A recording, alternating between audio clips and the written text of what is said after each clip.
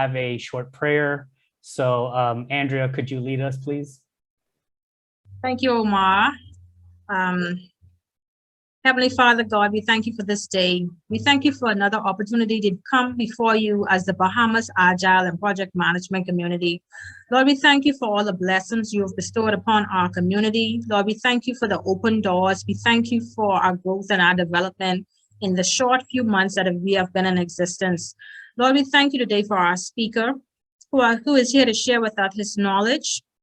We ask, Lord, that you would be with him, that you would guide him, and that you would give him the words that you would want him to impart to us today. Lord, we are always open-minded for the opportunity to learn, and we ask that you would bless those who are in attendance with us today, those who are visiting for the first time, and those who are returning to take this time to learn with us. Lord, we thank you again for what you have done, for what you are doing, and what you are about to do with the Bahamas Agile and Project Management community.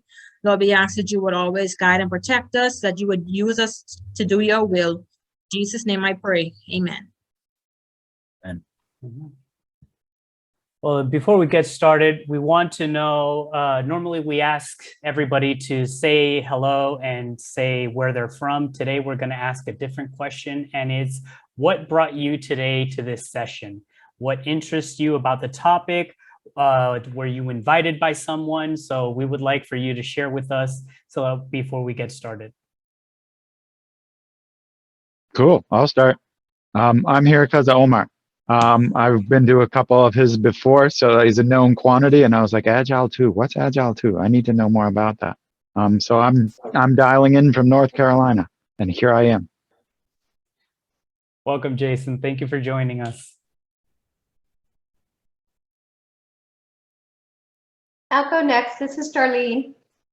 Welcome, Darlene. Hi, I'm from the Tampa Bay area of Florida. And what brought me here was also the interest in Agile 2. I'm trying to increase my Agile skill set at this point. I'm moving from a business role back into an IT role fairly soon. So happy to join you today and great to make your acquaintance.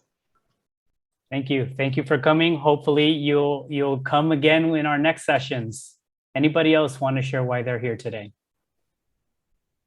I'll go next. Hi, everyone. This is Joel from Puerto Rico. I'm here because of Omar. I'm also interested about what is the thing about Agile 2. I know definitely Agile has changed in the past few years, but yeah, happy to be here. Nene, welcome to the group. Hi, my name is Amalia. I am new as well. I don't remember if I saw this on Scrum Alliance. I'm not sure, but I'm fairly new to Agile 2. I'm also from the Tampa Bay area in Florida. And so just want to keep learning about the Agile world as I've recently become an Agile project manager. So. Okay, welcome. Hopefully you get enough knowledge today and come back to join us. Diana, I see you have your hand up. Welcome. Yes, thank you so much, everyone. Hi, I'm from Puerto Rico as well, like Joel.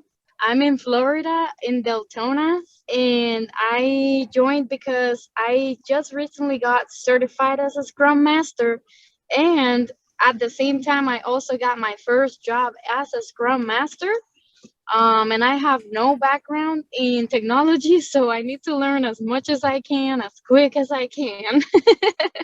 Congratulations. Well, today you're in for a treat. MC is definitely somebody who can bestow a lot of knowledge. And as an addition, if you need any help from the Scrum Master role, you can reach out to me or Andrea, and we will gladly help out as well. Wow, thank you so much. I love this. Thank you. No problem. Welcome. Okay. Anybody else before we get started? This is Jeff. I'm from Tampa area as well. I got an email from you folks inviting me to join, and I thought it'd be interesting to learn about Agile 2. Haven't encountered that yet. So thank you. Welcome, Jeff.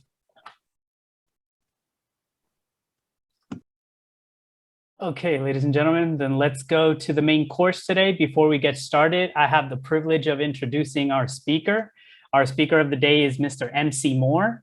Now, I'm going to give you a little bit of background on him. MC is an information technology software delivery professional, possessing business and technology experience gained from financial services, pharma, retail, and the hospitality industries. MC is employed by CapTech Consulting as an Agile coach and is engaged with a top 10 US financial institution. His practical experience has been augmented by, including certifications from IC Agile. We have Scaled Agile Framework, Advanced from a Scrum Master perspective and a product owner perspective. We have PMI's Agile Certified Practitioner, and we have PMP, which is Project Management Professional. Aside from that, his academics achievements include earning an MBA with a concentration in IS Management from Mercer University and has a BS in Business from Virginia Tech. Having earned his PMP credentials in 2009, MC has been a member of the PMI and its Atlanta chapter since that time. He presently volunteers for the chapter as an education ambassador and mentor in the mentoring program for new and aspiring PMPs. So again, if you're in the Atlanta area or you need some help in your PMPs, MC is the person that you can look for. You can also search for him on LinkedIn. And personally, I can vouch that this man has a wealth of knowledge. So please don't be afraid to look him up. Without further ado, ladies and gentlemen, I will leave you with MC Moore. Thank you, Omar. Well, what an awesome intro. As you went through that, I was like, who are we talking about? Thanks all. This is outstanding. Let me go ahead and share my screen. Bear with me for just a second. Let me get this moving here.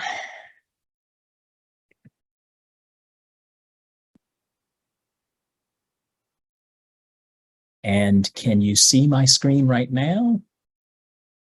Someone can Yes. Yes, sir. We're seeing the presentation mode. Excellent. Yep.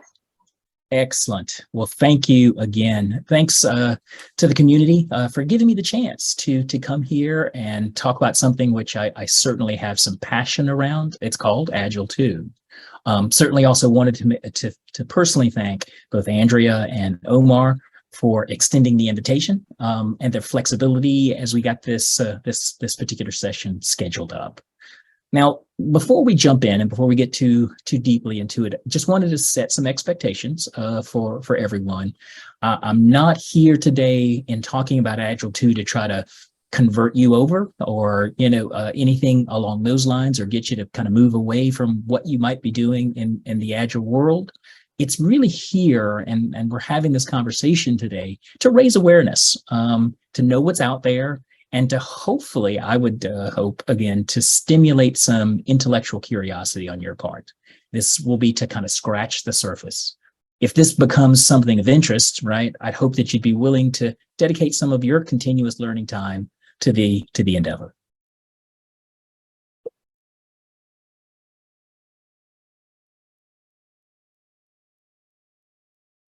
Be a little bit more, as Omar had mentioned. This is my About Me slide. Doesn't have really any words on it, but you can kind of see what's happening from my perspective. In my personal life, I'm heavily involved with my church, as Andrea and Omar and I were talking about earlier. I from an educational background, I actually am an adjunct professor at Morris Brown College, an HBCU in the Atlanta area. Professionally, you can see the different companies that I've worked for. Some names and some companies are pretty recognizable. Others, maybe not so much. My certifications, I dabble around. I'm a lifelong learner and enjoy the opportunity to learn more. And that's where the certifications kind of fit in. From an achievements standpoint, I am also heavily involved in my professional business fraternity. I'm an area vice president now, and I was also the first African-American national president of my organization several years ago. like to volunteer in other areas. I was a volunteer for Super Bowl 53 that was in Atlanta.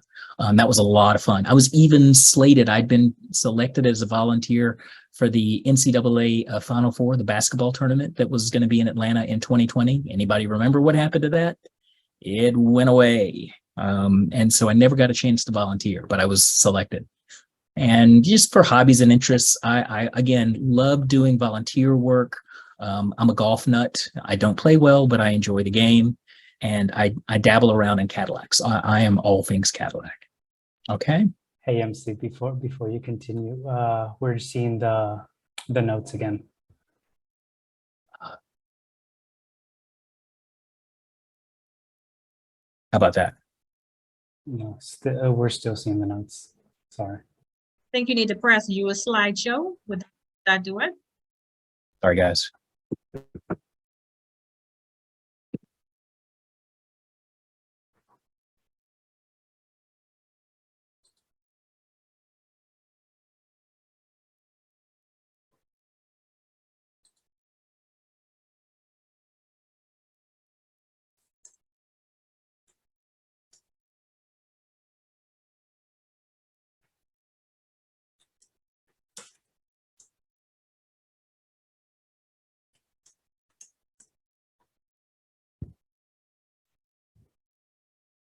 Just a moment to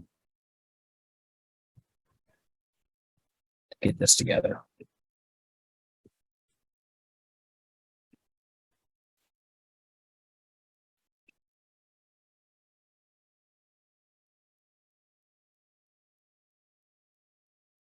There we go. Thank you. Thank you. I appreciate that.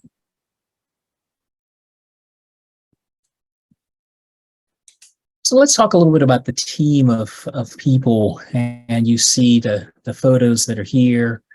Cliff Berg, who's kind of toward the top row, was really kind of the inspiration for all of this related to Agile 2. He put out a call on LinkedIn. I was following many of the folks that are on this list and happened to see that what was out there. Over the course of time, he pulled together a retrospective that covered 8 months. This was pre-pandemic, all virtual, you know, the way that we did it all. And to talk about the problems, to talk about the issues, and to start to glean insights. Cliff took out time out of his own personal schedule to meet with each person that you see on this list and have extensive conversations to kind of deep dive. You can see by looking at this here that the folks in the group came from different disciplines, you know, within the Agile space. And he purposefully, you know, chose people that had a different perspective and what they could bring. We uploaded just a ton, a slew of documentation, and there was a lot of conversation, healthy debate in some cases, all of which happened over email. It was really, really interesting. And because these folks are worldwide, right? Oftentimes I would wake up in the morning and see just this back and forth thread, back and forth, as people were kind of hashing through and getting through the different ideas and reaching consensus. So we did converge on some shared ideas. Raj Nagapan took the lead on developing a lot of the underlying principles that we'll cover in just a couple slides. The values were actually, because there are principles and values that are associated with Agile 2, the values themselves were developed last. You know, we allowed time to let it to ruminate and to get to that point. There were, as I said, a lot of discussion, numerous revisions as we worked to kind of clarify and bring this to life. We did reach what you see now as kind of that ultimate alignment around the values and principles. The opening slide that I shared with you before is the cover of the Agile 2 book. There's a book that if you go out to Amazon, you can certainly purchase a copy, both paperback as well as in the Kindle edition. So there's more that's out there in case you're interested. So let's talk then about what is Agile 2. And I thought the best way to approach this is to begin with the end in mind. And what that means is by starting with frequently asked questions, right? So for example, one of the questions that we often hear is, what is Agile 2, right? It's an open set of ideas around human collaboration, development support capabilities that deliver business value and mission value. That's what we're talking about, as it relates to what Agile 2 is. But the scope, and that's the next natural piece, it's broader than just software development. That there was a theme that many of us had spoken to early on, was the fact that the Agile Manifesto, while it's great, has become kind of dated, and we recognize that fact. So in contemplating all of the principles and the concepts behind Agile 2, it needed to be wider and broader and deeper than just software development.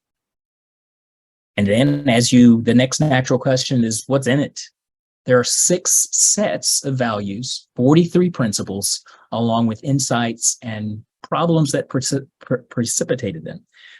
And that came out of all of those conversations, all of the one-on-ones, and then all of the subsequent conversation that the working group had to formulate this. And trust me, guys, it took quite a while to kind of thrash, through all of that. So I think a question that a lot of folks will ask, is it supposed to replace the manifesto? It's not at all. And it's not a version of it. It is a standalone, independent set of ideas that are based on insight, formed by a diverse group. And truly, with all the different perspectives, it was certainly a worthy diversity of people that brought to bear in creating this. Oftentimes we hear the question, is it another framework, right? So it's neither a framework or a methodology. It's a set of ideas. It's a way of working that how we can adopt and approach things.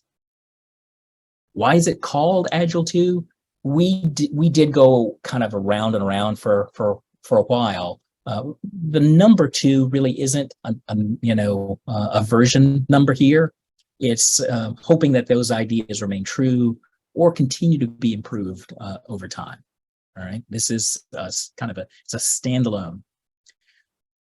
So why did we follow the format?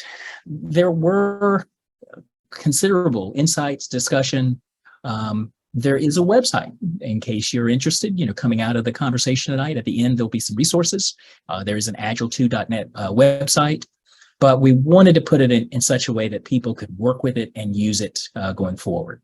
I happened to be at an Agile related conference this past Friday, and we talked about that. We had an open space. I threw an idea out there, and it was around this very same thing.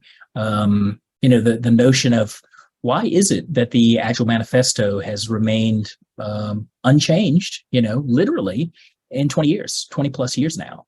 And we had a conversation within an open space forum on reasons that we could conjecture as to why it's remained unchanged. And it was really interesting. But the format works as far as principles and values, and we wanted to adhere to that too, to make it easier for people to work with. And how would people actually use this? Use it as you would any set of ideas and insights, sometimes as guidance, sometimes to consider something that you may not have contemplated with before. It's really good reference material that in the course of the day, just as we continually run to Google for this or that or the other, this is a really good source of information and knowledge that you can put to use. Let me stop since we're at the frequently asked questions. Any questions, anything kind of pops out at this point? Feel free, if you do have questions as well, you can just drop them in the chat, and either Andrea or Omar will let me know as the time comes along, but I don't want to stifle any questions that might be out there as well. Okay.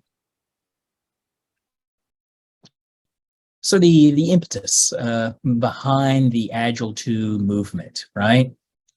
So we talked about, for example, why now? Why? And this was pre-pandemic, just for full disclosure. At the time that the working group was created, now seemed like a really good time because we were really ramping up, getting very close to the 20-year anniversary of the Agile Manifesto. There had been many manifestos published over the years. You can go to Google and kind of look those up, but not many of them gained much traction. One of the reasons for us, and we get into the first bullet here, is Agile developed over time frameworks, and those frameworks out there became monetized. As you and we've all kind of gone through that. You saw the different certifications in an earlier slide, but the monetization of those frameworks through certifications and tools, and that just happened. And as a consequence, tribalism emerged. Meaning, if you're not a Scrum person, then we don't want to talk to you. Or if you're not a Kanban person, we don't want to talk to you. Or if you're not an XP person. So tribes started to form, and people started to rally around those, the insider-outsider thing. But the problem with that tribalism is all of the thinking stays within the group, and fresh ideas aren't allowed an opportunity to kind of come in and emerge and challenge and allow people to grow. So that framework that we had talked about earlier, it becomes the kind of the scripture. And I think we've all seen this, for those of us who are on LinkedIn, some of the voracious discussions that will take place from time to time around frameworks and tribalism, that's there. Okay. The next thing that happened, as the tribes formed, then, we wound up with extremes and dogma, associated with that, because something that we would all consider a leading practice. I'm not a big fan of using the phrase best practice. I like leading better. But those leading practices that were well-intentioned eventually kind of devolved into actual dogma. Where things were really rigid. You must do this. You must have, these different, there was little room for adaptation or being able to adapt to different situations. Though that was, again, another reason why the group was formed and we started having conversations. Then, one of the other pieces that seemed to be missing was leadership, right? There's a wealth of information, out there around leadership, but within the context of the Agile Manifesto, it was fairly quiet. The roles outside of, say, a product owner or a Scrum Master, those were the roles. And if you were in a leadership role, you were kind of pushed to the side. There were some companies that even took, an extreme position and started reducing headcount, making changes in that way. So people that were in leadership roles felt really left out of, the evolution, as companies started to approach agility. One of the other things that happened, and we certainly saw that in some of the language from the manifesto, but self-organization was really pushed on the teams, in such a way, without guidance, without having an understanding from leadership. And I've found in my own experience that some teams struggle around that self-organization piece. They want to do the right thing, but don't always know how to approach it. And without a leadership component to help guide that along, makes it all the harder. Another piece that popped in was DevOps. At the time of the manifesto, there was no DevOps, right? Over time, DevOps evolved. XP was out there, but then Scrum quickly came and superseded that. And only over time did the engineering community kind of step in and started making progress in what we now know as DevOps. But as it related to the work that we were doing, we wanted to bring DevOps into the fold clearly and upfront, from a values and the principles perspective. Now, one of the other things that we had, there were new things, brand new things that just hadn't been contemplated in that same way.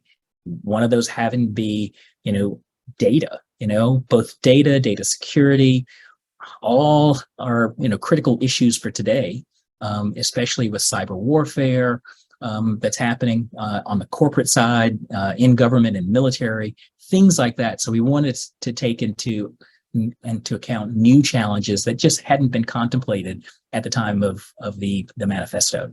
One of the things that we found too was, technologies, new technologies were being developed with the business opportunities following along behind them, not the other way around. So it was kind of like, the cart was leading the horse. And so again, we wanted to take that into consideration. So Agile 2 looks at these issues, looked at the different gaps, and we attempted to clarify and help fill those in.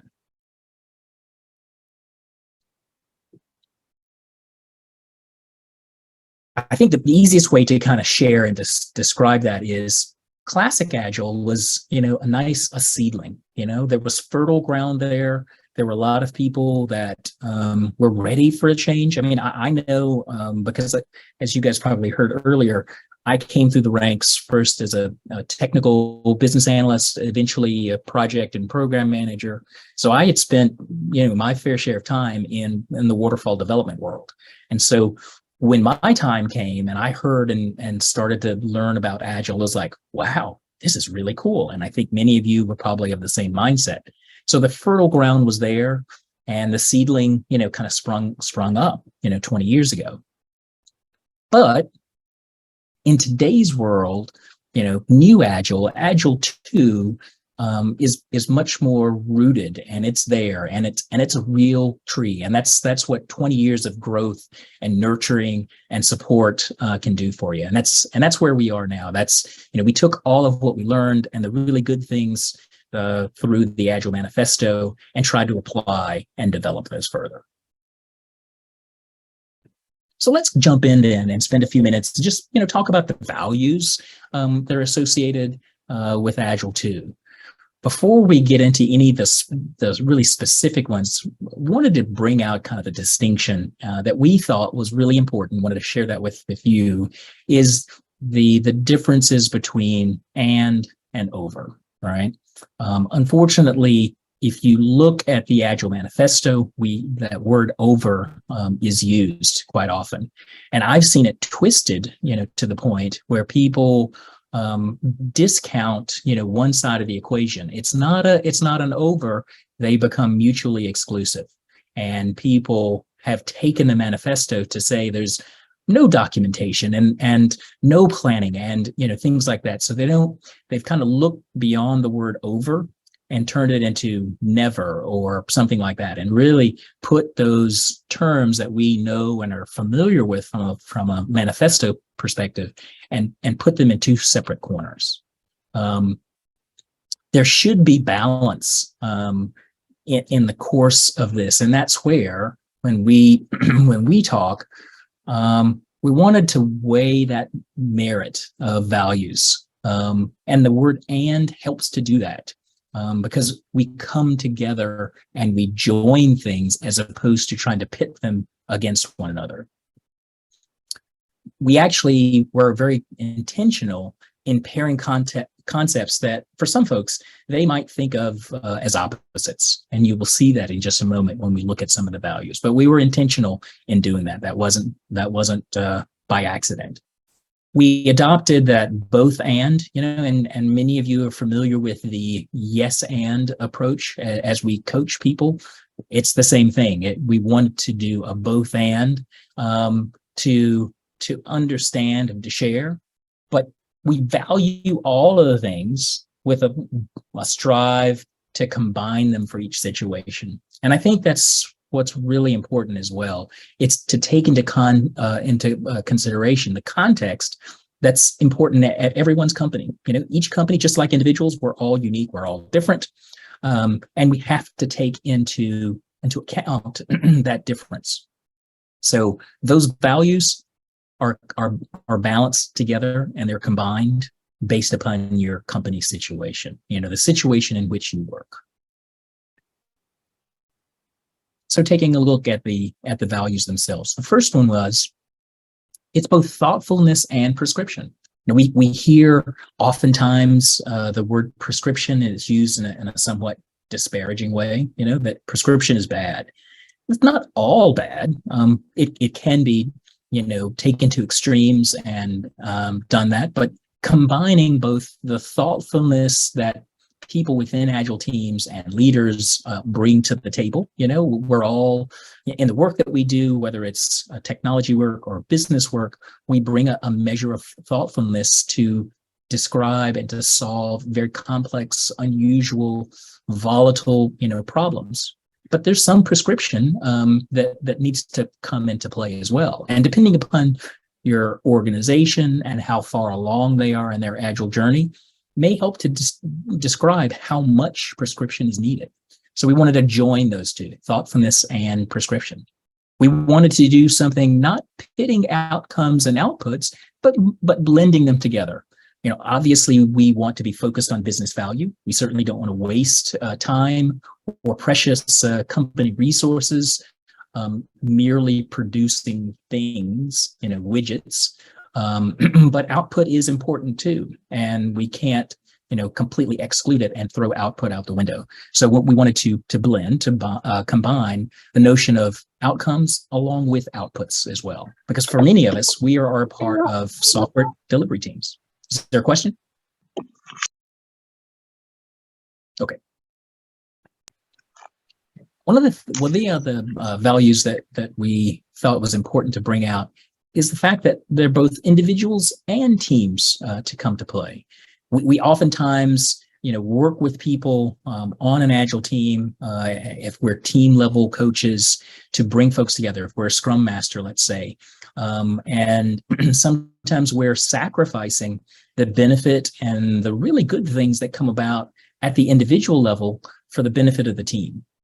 As the working group for Agile 2 came together, we saw the importance of both individuals and teams working together. There's some things that as a team we want to do. I do preach that we win as a team, we lose as a team, but there's individual contributions that contribute to that team effort and to the win that we celebrate or the learning that we achieve in the course of our work. So we wanted to join those. We also thought it was really important to combine the business side understanding along with the technical understanding and not separate the two, and certainly not treat the two as if they're oil and water, because they really are together. And when we're talking about delivering value for our end customers, whomever that might be of the organization, it takes a combination of both those together to blend and to weave together, that the business understanding with the technical understanding. And there are people that specialize in each, and working arm in arm together in that partnership will deliver that business value for the enterprise. Now, we also wanted to talk about things like individual empowerment, right? Allowing people the room and giving them the autonomy to do the right thing, things that most people want to do, and pairing that up with good leadership. Servant leadership, if you would, from management, whether it be executive management, middle management, but to support them and to create an environment where that empowerment can take root. And therefore, people within the Agile teams themselves will do what they know is right in the best interest of the company and of themselves and their careers. All of it works out for the good when they're brought together in this way. So it's individual empowerment combined with good leadership. And the last one is both having an understanding of adaptability, because we're talking about being Agile, but also the notion that we're not going to just throw planning out the window, but not at all. It's important to understand that we need both the flexibility and the ability to pivot and the ability to change our minds, but also the knowledge and the understanding that there has to be some kind of a larger plan, larger roadmap that we're working toward. And that's what we brought about as our last of the Agile 2 values. If you go out to the agile2.net website, there's a lot more content, that's beneath there. But for the sake of what we wanted to cover for tonight, I won't, kind of go into it. I'm giving you the high level around the values. Let me stop there and throw out if there are any questions. Actually, there's 2 questions right now. One was from Jeff, and he's asking, is there or will there be a certification based on Agile 2? Excellent question, Jeff. That very issue is something that was hotly debated several months ago. Several months ago, it was during the pandemic. Yes, there is an Agile 2 Academy out there, and so there is an educational component that comes along with Agile 2.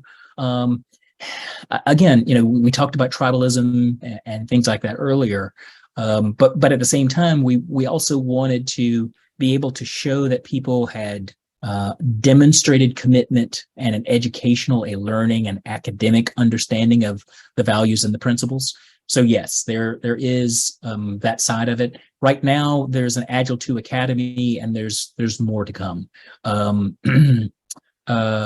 Lisa Cooney and Cliff Berg are the ones that are kind of driving that out right now. If you go out to LinkedIn or maybe off of the Agile 2 website, you can actually see the educational offerings that are out there. And Cliff, as best I recall, is doing the teaching. So you're getting it, straight from the horse's mouth. Couldn't get it from a better person. Second question? The second question was from Andrea, and it's, how does Agile 2, so far from what you've described, compare to PMI's disciplined Agile? Really, really interesting. I think there are a lot of similarities because I'm a disciplined Agile senior Scrum Master, as well, as it turns out. There's a lot of similarities there, but they're just 2 different organizations that are doing it. The folks, the working group that pulled together Agile 2, we're not affiliated with, Scaled Agile or PMI or something like that. And for those organizations, right, I'll just use those 2 as example, they have tremendous resources, you know what I'm saying? And, that there's a certain cachet associated with having your PMI ACP or your PMP, something like that. Whereas what we're doing is much more of a groundswell, we're doing it from the ground up. I think both have a lot to offer, that's out there. They're not the same. But they cover a lot of the same material, just maybe approaching it slightly differently. But the biggest distinction is the fact that both organizations such as that, for example, PMI, they have a lot of money and they can do a lot of things, and they have a lot of people working for them. Whereas the folks that are working on Agile 2, we're volunteers, and we're doing it, on the side in addition to our day jobs. Hopefully that answers the question. Thanks, guys. Good questions. Thank you, sir. We'll talk a little bit about the principles. I'll just, again, stay high level, but get your toes in the water a little bit around the principles that are here from Agile 2. So the first one has to do with planning, transition, transformation. I would presume that many of you have been a part of an Agile transformation at some point. Maybe once, maybe twice, depending upon your line of work. If you're a consultant like I am, you could have been involved in any number of transformations. But one of the things that we like to stop and look back on is, just for how long did the transformation take? And do you believe that it was successful? And if it was, great.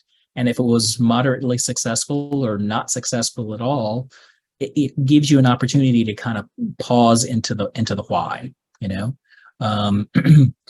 Oftentimes with things like the transformation, you get this finger pointing game, right?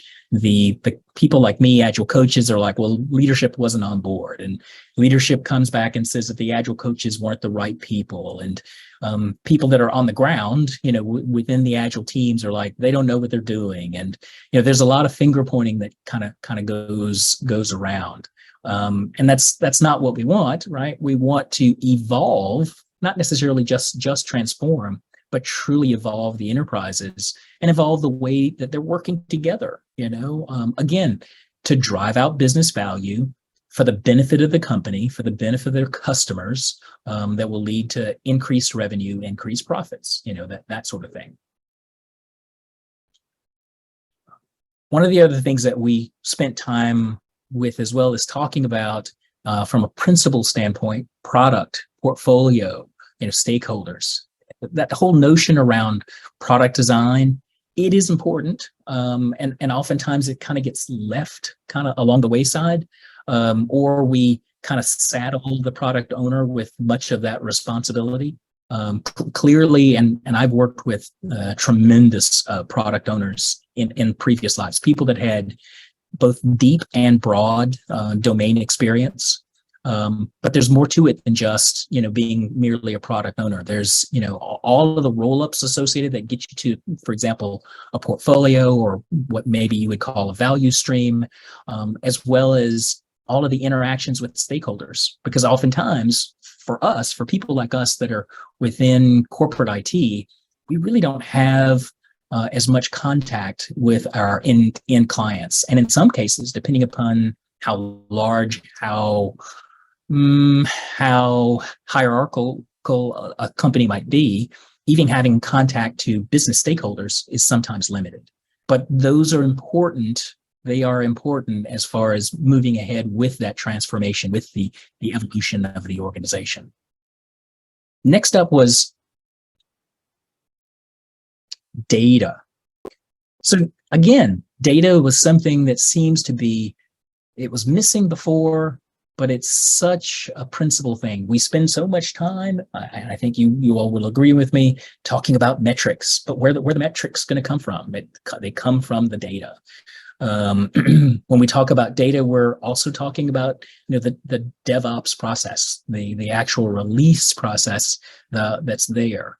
So it all needs to be taken into consideration, and the principles behind that need to include the existence of data and the importance of data to the enterprise. Frameworks and methodologies.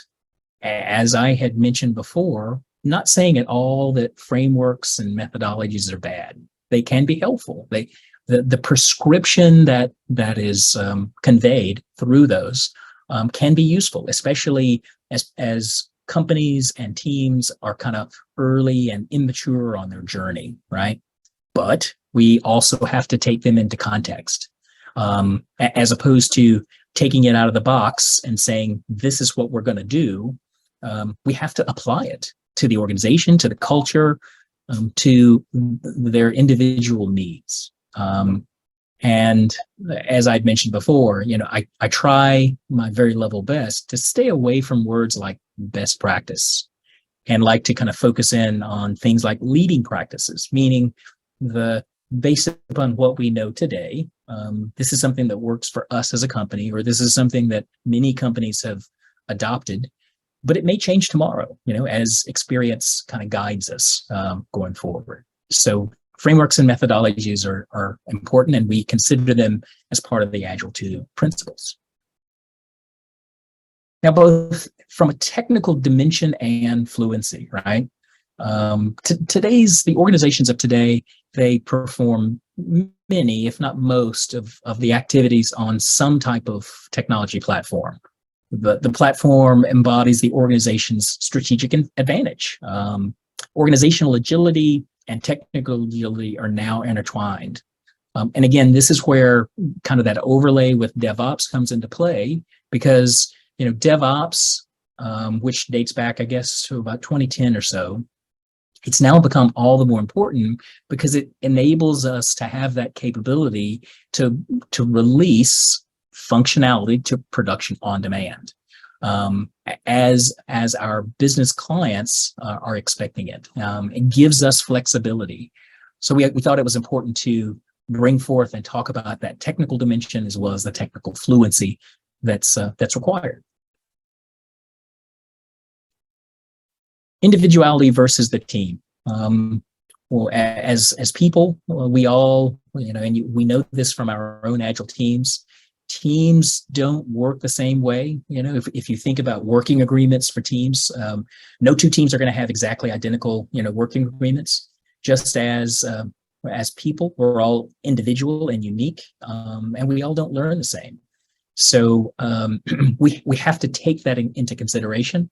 I think there was a big push, especially just prior to the pandemic, where companies were moving people into this open space type model where, team rooms were in place, and we tore down cube walls and we pushed people into a room because we thought that was a really great way to increase collaboration. And I can remember reading articles just before the pandemic hit where there was beginning to be a backlash, a pushback, where people didn't have some measure of privacy. And that was important, for people to have their own space and concentrated focus time. I think one of the things that we've all learned about the pandemic is that to be productive, to be contributing, to our company's growth and success, we can all do that individually, right? From our own workspaces, just like I am, just like where you are today. So we wanted to take into consideration both the individuality versus the needs of the team that are there as a part of the principles of Agile 2. Same thing applies when you're talking about Agile teams or teams of teams versus the organization or the entire enterprise. There's a push-pull tug. Sometimes what's best for the organization isn't best for the team, and vice versa. What we wanted to understand is the relationship between the collaboration that's oftentimes necessary across teams and in order to move an organization forward, versus sometimes the constraints that are imposed at the organization level that can stifle the innovation, the creativity of the teams. And we wanted to flesh that out and talk about it very specifically as a part of the principles of Agile 2. Continuous improvement. Again, it's something that we talk about continually, but it's something that as members of Agile teams or within the enterprise as a whole, we want to continue to push forward on. Things like, reducing excess work in progress, finishing important yet unfinished features, reducing technical debt, not allowing it to accumulate. All of these things around continuous improvement are important. So therefore, we included that, a deeper dive into it as a part of the principles for Agile 2. That was important for us. Now, focus. One of the things that we realized is that complex issues require both deep and detailed exchanges over time. A complex issue just can't be explored in a single time-boxed conversation. Oftentimes we need to think about it, talk about it, go away, ruminate over it, come back together. Sometimes the complex issues benefit from sharing ideas in writing and following up with a conversation. To have that dedicated time to think and then time to collaborate and work it through. And trying to work through there, again, talking teams versus organization, working through these complex things in smaller groups to help, that allows conversation and it fosters a situation where everyone feels as though they can and should contribute to the conversation. And the last item, again, is leadership. We wanted to touch on and make sure that leadership was considered as part of one of the principles of Agile 2. We certainly didn't want to try to supplant all of the thought knowledge that's out there around leadership, but make sure that leadership has a seat at the table, when it comes to the principles within Agile 2. We recognize that there are a multitude of different forms of leadership, right? So there's product leadership, vision, strategy, There's product development and implementation leadership. There's leadership associated with technical design, product workflow. So there are different flavors of leadership, not the least of which would be kind of individual leadership. How within an Agile team, just because you're a Scrum Master or a product owner or a Kanban lead, we're all leaders on our team at different points in time, and to give people the space and the opportunity to kind of step out and to lead in that way. So we thought it was important to specifically call out leadership as well. Any questions at this moment?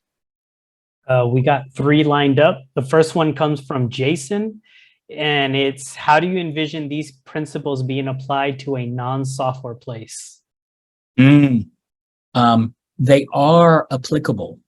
They are very specifically that we were intentional in talking about Agile 2. It is agnostic between folks that are doing technology development, pure software versus non. That was one of the big overriding concerns that many of us had, that we saw that the original Agile Manifesto was talking about software. And as we all know, it has spread to a lot of different corners of society, now. There was a point in time where I worked for a hotel company. They actually had Agile teams in the business that were doing mock-ups and designs for hotel rooms. That has absolutely nothing to do with technology, but they use the principles of iteration, inspecting and adapting, all to the benefit. So with examples like that in mind, we took that and kind of baked that into the values and the principles for Agile 2. So they're equally applicable, software development or non-software development. Next question. How widely adopted is Agile 2? And that question comes from Andrea. And that's a great question. I would say that we are still especially compared to like maybe even a discipline Agile type thing. We're still in our infancy. Still, kind of reaching out to groups like tonight, exposing people to this, talking to people, seeing where their interest happens to be. But I do know on the other side, we talked about Agile 2 Academy and some of the educational offerings. There are people attending that. So there's some traction out there too. It's and it's not a bad thing. The Agile community is large, very, very large. And they're skeptics, and that's fine, totally fine as well. Again, we're bringing forth ideas and concepts to give people an opportunity to kind of kick the tires and see what they like. Now, tied to that question, yes, have you gotten pushback from associations like the Scrum Alliance or Agile Alliance against this new Agile view? I would say, and I would probably have to defer that question to someone like Cliff Berg, because Cliff really is the face of Agile 2. I know that there were conversations internally about, what happens when we really do get traction. I don't think that we've really kind of stepped onto their radar quite yet. You know what I'm saying? And they probably see us as a gnat that's just kind of buzzing about right now. And we're not here to necessarily compete with them, in that regard, but to put forth good ideas and to hopefully create and stimulate thought, introspection, within fellow Agile practitioners, that sort of stuff. That's a good question then. Okay, now there's a question from another from Andrea is, what role do you foresee human resources playing within the implementation of Agile 2? And the beauty there is we're talking, partnerships, and we talk about, both and, kinds of things. That part of that both and approach means that we're all working together as a group, whether we're in technology or in business or in one of the various areas supporting. And that could be legal, that could be regulatory, that could be governance, that could be any number of, different groups. But we all participate and we have a role to play. And I think that's what's important, and it also is a reflection of the expansion of Agile, outside of pure technology. Because when we're talking about planning, transition, transformation, there's a people component, right? Having the right seat on the bus. You guys remember the book Good to Great? It's that sort of thing. I mean, as we walk through most all of the principles, and I'm looking at the principles right now, you can see kind of an overlay or a place at which our people, folks in HR, have a seat at the table. So being inclusive of all aspects of the business, of the organization, of the enterprise, is really important. I think part of the reason we were talking about reasons that transformations fail is there are occasions where leadership, companies, overall C-level leadership, bring in and say, let's do an agile transformation, and they constrain it just to technology. They never bring business stakeholders to the table. They never bring the governance folks to the table. They never bring marketing. They never bring human resources. They never bring other people to the table. And then they wonder, why did they not get as much out of it as they wanted? We did the transformation. We had all of our teams using Scrum, but we still didn't get there, wherever there is. Hopefully that helps. Questions keep piling up. We have one from Angel, is how does Agile 2 fit into the certification process? Mm-hmm. Mm-hmm. And again, we have determined, it's a standalone kind of a thing. So we're not paired up with any of the other larger organizations. There is clearly an educational component. And I would say there are ongoing conversations around certifications and that sort of stuff.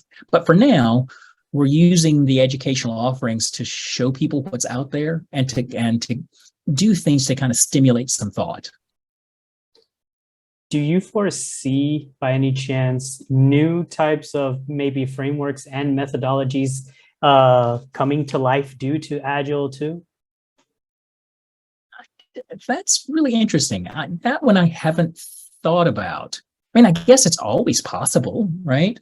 If you look at something like, and I'm going to just go back to the disciplined Agile example, that's a bit of a mashup of a lot of different frameworks and methodologies.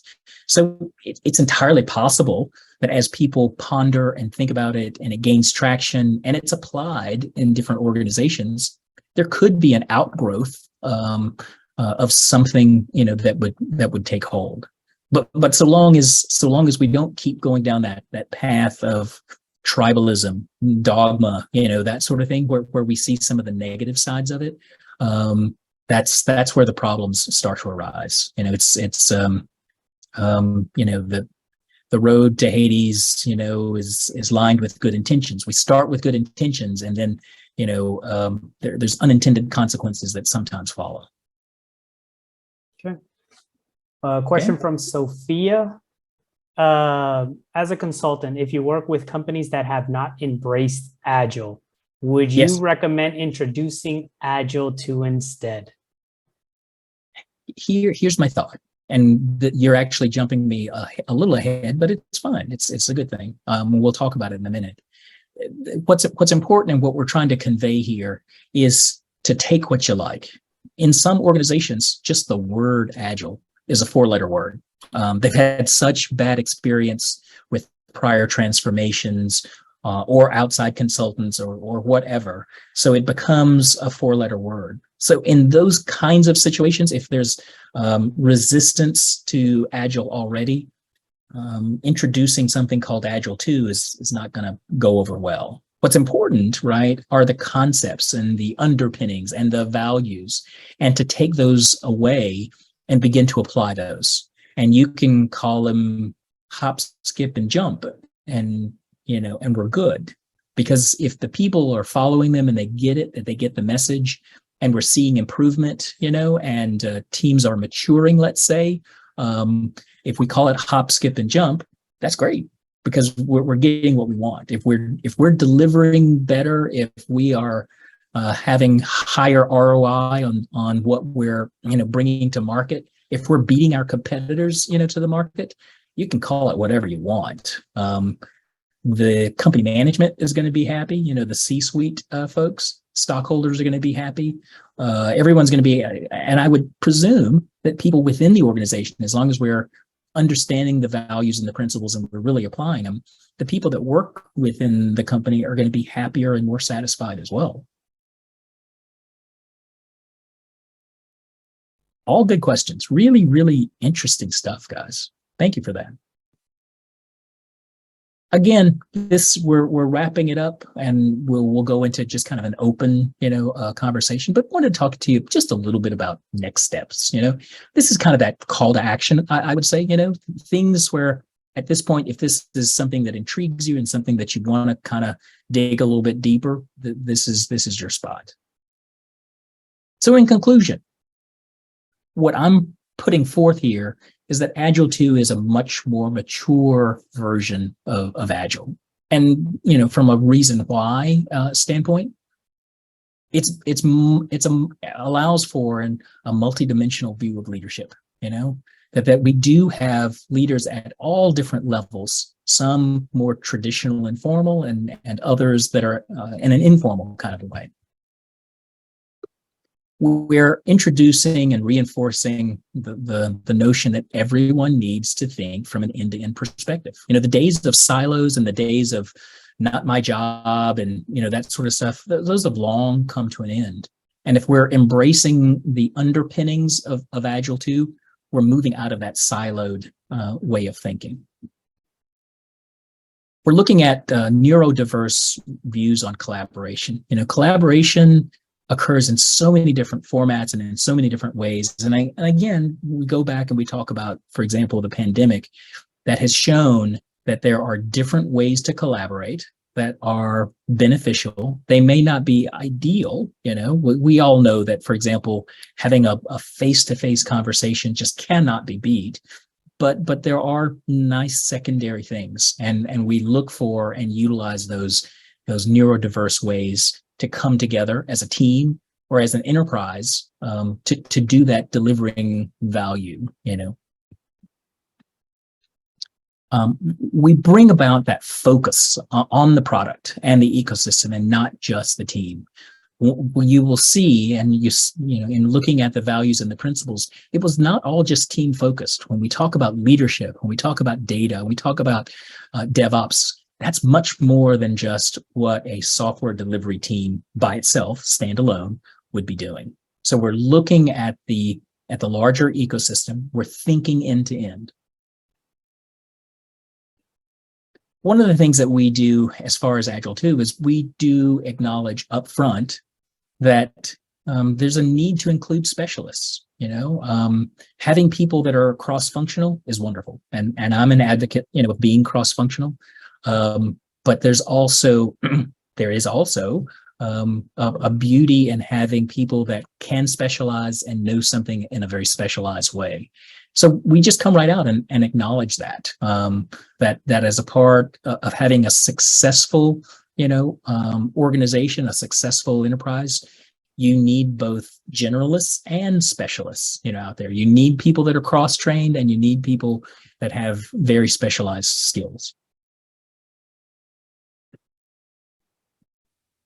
One of the things that we do is we bring the importance of data back into the fold through the conversations, through what we are sharing as far as Agile 2.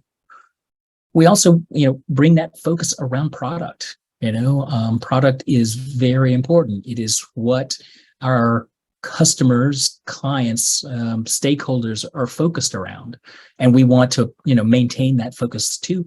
And the values and the principles support that, the importance of product. Here's the thing.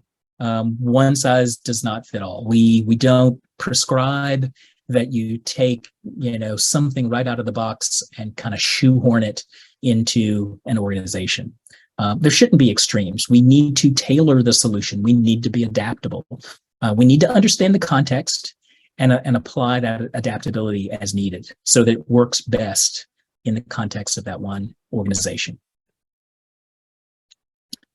One of the other things too about Agile 2, and again, this kind of speaks to the dated nature of the manifesto, is it integrates more recent Agile ideas. There's been some tremendous thought leadership over the last, even 5 to 10 years, where people have brought forth new ideas, evolved ideas, and we've tried through the different the members of the working group to bring people in and to bring that to the forefront and to incorporate those new ideas.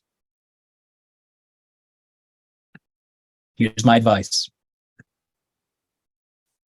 Embracing the recent Agile ideas over the original ones. You will see that. I spend a fair amount of time looking at my LinkedIn feed, and again, tremendous thought leadership that's out there. But people that are talking about rethinking Agile, people that are talking about Accelerate or Agile 2 or some of the other things that are new and cutting edge and are different and are not just kind of regurgitating the same old. So stay recent in your understanding, whether that means embracing Agile 2 or something else, but stay recent, stay current. We've come a long way, kind of thing. The other thing is to trust your intuition. As an Agile practitioner, as someone that has practical experience under your belt, there's certain things that kind of in your gut, you just know. And so one of the things, as you move forward, as you work as an Agile leader, as a change agent, at whatever level you might be, to trust your intuition, to trust that you are working with positive intent for the benefit of the company, for the benefit of your team, for the benefit of other leaders, but to trust that intuition. What can you do? Here's some things. Learn about Agile 2. Identify ways that you've already been using the Agile 2 ideas. Now, granted, already using them means that you have to explore in a little bit more detail than, clearly what we've tried to go through tonight. But what you may realize is you really have been embracing some of these ideas already. You didn't know it, and you certainly didn't call it Agile 2. But what's important is to grab on, to latch onto the concepts and to work with them. One of the other things to do is to start speaking in terms of Agile 2. And you will see throughout the document, for example, that book, or you go to the Agile 2 website, because the Agile 2 website is free, you would have to pay something for the book. You will see that there's differences in nomenclature between what we talk about in Agile 2 versus Classic Agile. Also, and we talked about this just a moment ago, but incorporating the ideas into your training, your maturity models, your practices. You don't have to call them Agile 2, because again, sometimes you'll get raised eyebrows, or in a worst case scenario, you might get out and out hostility. But it's incorporating the ideas, taking what's good, taking what intrigues you, taking what you think will work, and baking it into something that you already know works. And then lastly, here's the Agile 2 Academy. It's here. You can run out to it, agile2academy.com, and learning. So that gives you another resource that you'll be able to kind of have under your belt. And Agile 2 Academy has continued to build out. But remember what Jeff Patton had said. When people say Agile today, they mean something different today than they did in 2001. It's come to mean something else. That's what Jeff had said. But it also depends on who you ask. What's the old saying? Bring 5 Agile coaches in a room and ask them for a solution, and you'll get 6 different answers. It depends on who you ask. If you want more information, again, there's some resources out there, agile2.net. There's a LinkedIn group. You can purchase the book. You can support Agile 2. So there's an Agile 20 Reflect Festival. There are tons of podcasts, articles. If you do a Google search around Agile 2, you will come across those. I do thank you for your time. I'll take any remaining questions that you have. Hopefully I have not run over by too much. Thank you all. Thank you, MC. Actually, we are on time. So everybody, you can come off mute and ask your questions to MC.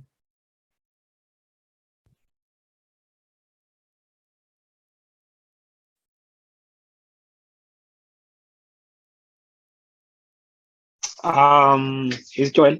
I'd like to thank MC and Omar and the people to make this session available. I think, first of all, your delivery for the session was great. I really like all the ideas and the explanation and the details. The first thing that came to my mind was it all makes sense.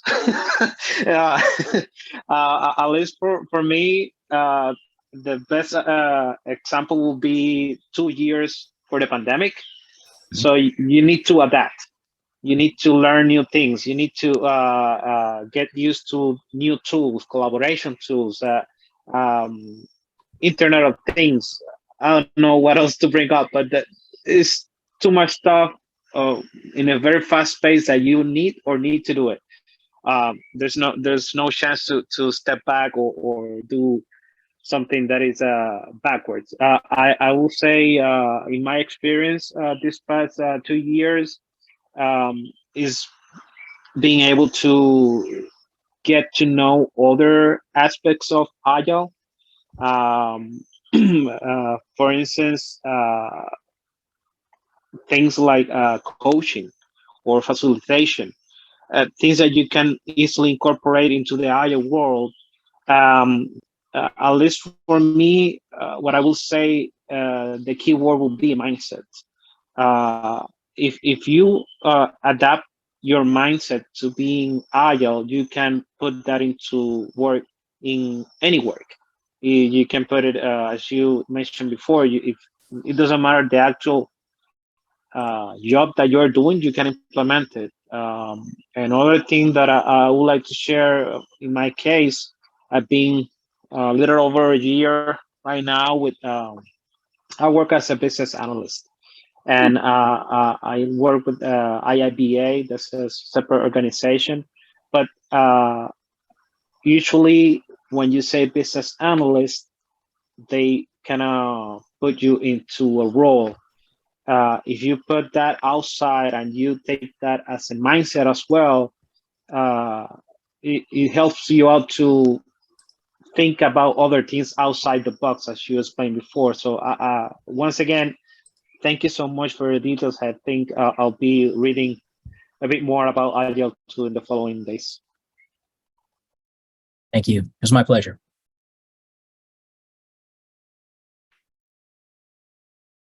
Okay, so if nobody has any additional questions, I'm going to ask everybody to please turn on your cameras real quick. We customarily take a picture of all our participants and our attendees. So if you will, please indulge me for a quick minute.